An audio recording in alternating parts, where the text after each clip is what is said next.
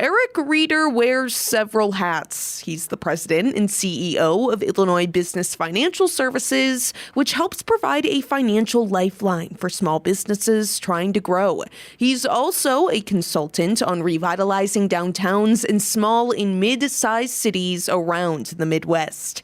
On this episode of Postmark Peoria, WCBU correspondent Steve Tarter interviews Reader about his work. So we've been around for 40 years, 42 to be exact, but we are a conduit of SBA, Small Business Administration funding for the 504 loan program. So we can help businesses out that are trying to grow by acquiring real estate, or if they need equipment, machinery, those types of things. So more for that small business growth type of product. And we partner with local lenders, banks to help get those projects done. Are you pretty busy? Yeah, there's always something going on, and as the name would indicate, we are based throughout the entire state. So headquartered here in Peoria, but we can work in all counties throughout the state of Illinois. Your resume is fascinating because you've been a lot of different places. You've worked with a lot of towns, economic development type things. I'll do the list you can add to it. Aledo, Pekin, Monmouth, Havana. You'd been up in Muscatine and Rock Island, so you've seen this thing from all kinds of angles and different perspectives. The downtown situation, I guess, what does it depend on? The factors? I mean, when you say, oh, downtown's having trouble, we know about downtown Peoria right now is sort of at a low point, maybe we could say. I'll let you tell me, but what are the secrets for these downtowns that surge or rise or survive? Yeah, no, I think everyone's different, and having worn numerous hats throughout the last decade or so, I also do consulting work through Reader Development. So having worked in some of these smaller communities, what makes them tick is different than mid-sized to larger communities, and certainly the larger cities, the Chicagos, Los Angeles, New Yorks of the world. That's kind of a different ballgame altogether, but it's a multitude of factors. So I guess when people look for that silver bullet, so to speak, they come up empty because there's so many different things and so many different actors that if we look at downtown Peoria, I haven't counted them, but there's a lot of blocks of activity.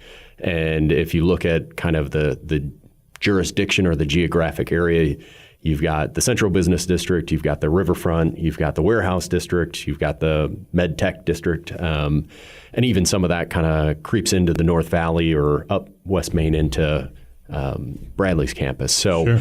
A lot of different stakeholders and a lot of different things going on, from government to business to residents, hospitality. So you could ask or pool however many people out of that, and they'll all have a different answer for you. So it's kind of understanding first and foremost that downtowns are a unique neighborhood, and that's kind of better defined of as we look throughout the city. There's a whole bunch of different neighborhoods. Downtown just happens to be a larger one and a lot more of a public realm, with the Civic Center, library, parks, and other things that people will or have historically come downtown to make that a weekend trip, or they'll come in from out of town to spend time in downtown. So that making it a little bit different than, let's say the Uplands or the Knolls as neighborhoods that we know throughout Peoria. Well, Erik, what do you say to somebody, like I mentioned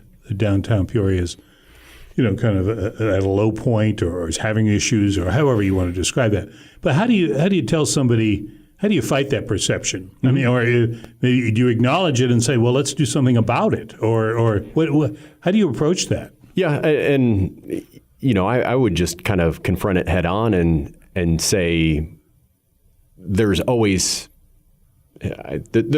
something going on in a downtown, whether it's at a high or a low. If you take it in the full context or in the breadth of 100 some odd years that right. We've been familiar with our downtown here, there's been numerous efforts, public and otherwise, that have been launched for the last 40 to 50 years, probably as that outward growth has happened. There has been refocus in on downtowns, but downtowns themselves have gone through transitions. And that's kind of what I've seen in other places as well. And having left the Peoria area, moved up to Rock Island and being familiar with the Quad Cities there for 5 years, Rock Island was at a place where they did downtown revitalization in the late 80s, early 90s. And part of that was due to kind of the farm industry crash. The international harvester that was there went out. So there was a lot of loss in their economy. And subsequently, a lot of those things, shops and restaurants, went out. So the community rallied together and kind of brought things back up, started to reinvest in their downtown buildings, have events, promote things.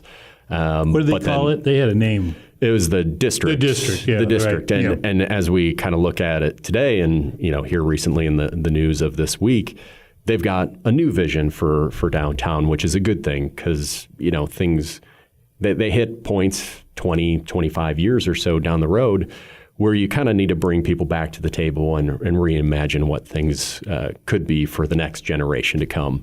It's always hard to get the community rallied together and on the same page. And as we know, no one is always going to agree on everything all the time. So yeah, we know that. We know. Peoria being no different, and to kind of bring it back closer to home, Peoria has had different plans. And I believe here just recently at the beginning of the month, there's kind of a larger community stakeholder visioning session to try to understand things from an economic development downtown standpoint. So part of that is a little bit of a silver lining from what's taken place over the last 2-3 years, where we've seen a change in how the workforce works. We've seen just a change in overall consumer patterns.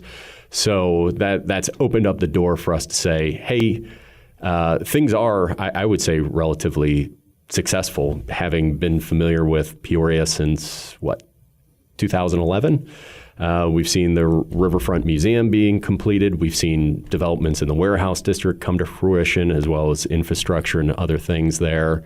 OSF's new campus there in downtown's great. So you can point to a lot of different things in progress. And, you can also point out that, certain things have closed and have gone away. If you pull back a little bit, you could also say, East Peoria's grown with the levee district and all that. And that's part of the area. Yep. I mean, it isn't like, the river's there, but still, Yeah, no, and regionally, you look at a lot of different communities' growth. Morton's seen a lot of growth. Washington's had a lot of development on the square, and even smaller communities. You mentioned, and I've worked down in Havana, which a community of maybe 3,400 people has seen a resurgence there. So if you look around the area, there's a lot of work being done, and it's always being done.